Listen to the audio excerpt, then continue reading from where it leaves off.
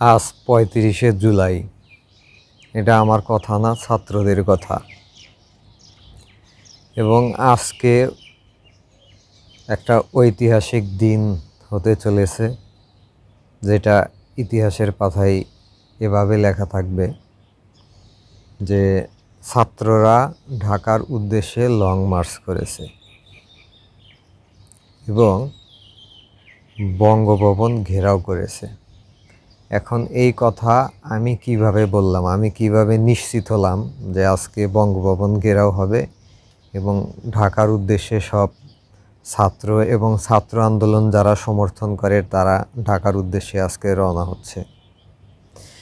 এটা বলার কারণ হচ্ছে, গতকালকে যে ঘটনাটা আমরা দেখেছি, সেনাবাহিনীর নজিরবিহীন ইউটার্ন। আমি একটা সংক্ষিপ্ত ঘটনা বললে আপনারা হয়তো বিষয়টা পরিষ্কার হয়ে যাবেন। সেটা হচ্ছে, গতকালকে মিরপুর 10 নম্বরে কিছু অস্ত্রধারী ফর্মাল ড্রেস পরিহিত লোকজন ছাত্রদের উপর হামলা করে। এখন তারা কারা আমি সেটা জানি না, তবে আপনারা ধারণা করতে পারেন আওয়ামী লীগের লোকজন হতে পারে, কিংবা পুলিশ সিভিল ড্রেস হতে পারে। তো এমতো অবস্থায় ছাত্ররা যখন অসহায় হয়ে পড়ে যায়, তখন সেনাবাহিনী তাদের তাৎক্ষণিক সিদ্ধান্ত বদলিয়ে ছাত্রদের পক্ষ নেয় এবং দুর্বৃত্তকারীদের উদ্দেশ্যে কয়েকটি ফাঁকা গুলি ছোড়ে এবং অস্ত্রধারী সন্ত্রাসীরা পিছু হটে। এবং ভিডিওতে আরও দেখলাম, নিউজে আসছে, সেটা হচ্ছে এই ঘটনার পরে হচ্ছে ছাত্ররা আর্মিদের পা ধরে সালাম করতেছে। আর্মিদের প্রতি ছাত্রদের প্রথম থেকেই আস্থা ছিল যে তারা আর্মিদের সমর্থন পাবে, কিন্তু যে কোনো কারণে হোক পায়নি। গতকালকে অবসরপ্রাপ্ত আর্মি জেনারেল মেজর এবং অবসরপ্রাপ্ত আর্মি প্রধান বিবৃতি দেওয়ার পর যে তারা ছাত্রদের পক্ষে আছে, আর্মিরা কিভাবে ছাত্রদের বিপক্ষে যায়, এর পরপরই কিন্তু আর্মিদের ছাত্রদের পক্ষে অবস্থান নিতে দেখা যায় বিভিন্ন জায়গায়, এবং আর্মিরা সেটা হ্যান্ড মাইক দিয়ে প্রচারও করছিল। তো এই ঘটনার পর ছাত্রদের কিন্তু আর ভয়ের জায়গাটা নেই। আর্মিদের সাথে যুদ্ধে গেলে হয়তো ছাত্ররা পারবে না, কিন্তু পুলিশ বাহিনী বা আওয়ামী লীগ বাহিনী, হাসিনার যে সন্ত্রাসী বাহিনী আছে, তাদেরকে দেখে কিন্তু ছাত্ররা বিন্দুমাত্র ভয় পায় না। ভয় পেলে প্রথম যখন 5-6 জনের প্রাণ ঝরে যায় তখনই কিন্তু পিছু হটতো, কিন্তু পিছু হটেনি। সংখ্যাটা 6 জন থেকে 600 জনে হয়তো ছাড়িয়েছে। কতজন মৃত্যু হয়েছে তার সঠিক কোনো তথ্য নেই, তবে আনঅফিসিয়ালি 300+ বলে অনেকে একটা প্রাথমিক গণনায় অনেকে এটা প্রকাশ করেছে। তবে সঠিক তদন্ত হলে আমরা এর সংখ্যাটা জানতে পারব।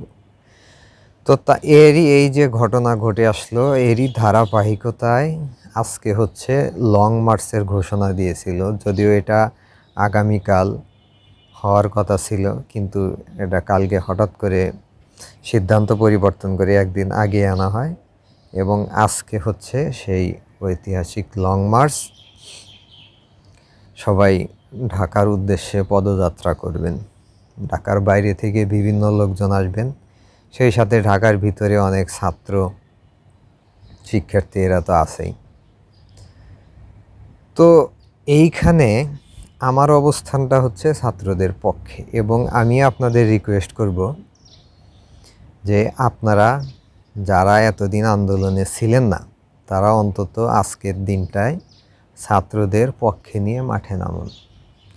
কারণ ছাত্ররা বিজয়ের দ্বার প্রান্তে, এবং আজকে কোনো একটা ভালো ফলাফল বা সুখবর শোনা যাবে। এবং ইতিহাসে যদি আপনি এই দিন রাস্তায় না থাকেন, তাহলে আপনি হয়তো ভবিষ্যতে আফসোস করবেন যে আমি ছাত্রদের সাথে থাকলে থাকতে পারতাম। আবার যদি আপনি থাকেন, তাহলে কিন্তু আপনার ভয় ভীতির বা প্রাণ যাওয়ার সংশয় সেটাও কিন্তু থেকে যায়। তারপরেও আমি বলবো যে ছাত্ররা যে অন্যায়ের বিরুদ্ধে লড়াই করতেছে তাদের যৌক্তিক আন্দোলন নিয়ে, তো আপনারা অবশ্যই তাদের সহযোগিতা করবেন, পাশে থাকবেন। যদি আন্দোলনে যোগ নাও দিতে পারেন, পানি, শুকনো খাবার এগুলো দিয়ে ছাত্রদের সহযোগিতা করবেন। তো পরবর্তীতে কি হয় সে আপডেটটা অবশ্যই জানাবো। তবে যথাসম্ভব আজকে বঙ্গভবন ঘেরাও হবে এবং শেখ হাসিনার আজকে পতন হবে। তবে তার বাবার মতো অবস্থা হবে এটা আমি কখনোই চাই না, এটা ছাত্ররা কখনো করবেও না, এটা আমার বিশ্বাস। তবে তিনি যদি স্বইচ্ছায় পদত্যাগ করে, এখনও সময় আছে, তাহলে খুবই ভালো। যদি না করে তাহলে ছাত্ররা অবশ্যই চেষ্টা করবে তাকে পদত্যাগ করতে বাধ্য করার জন্য। তবে আমি এটা নিশ্চিত করে বলতে পারি না, এর উল্টোটাও হতে পারে। পুলিশ বাহিনী এমনও হতে পারে যে আজকে গুলি করে 500-600 জন মানুষ গণভবনের আশেপাশে মেরে ফেলছে, রাস্তায় লাশের সারি পড়ে থাকবে, এরকমটাও হতে পারে। তো এটা নিশ্চিত করে বলা যাবে না। তবে যেহেতু ছাত্রদের প্রাণের মায়া নেই, 1 নম্বর পয়েন্ট। 2 নম্বর পয়েন্ট হচ্ছে ইতিহাসের পাতায় আমরা ছাত্র আন্দোলনের যত ইতিহাস জানতে পেরেছি, শুনেছি, দেখেছি, কোনো দিন এই বাংলার মাটিতে ছাত্ররা আন্দোলন করেছে, পিছু হটেছে বা পরাজয় মেনে নিয়েছে, এরকম কোনো ঘটনা নেই। ছাত্ররা আন্দোলন করেছে এবং সেই আন্দোলনে সফল হয়েছে।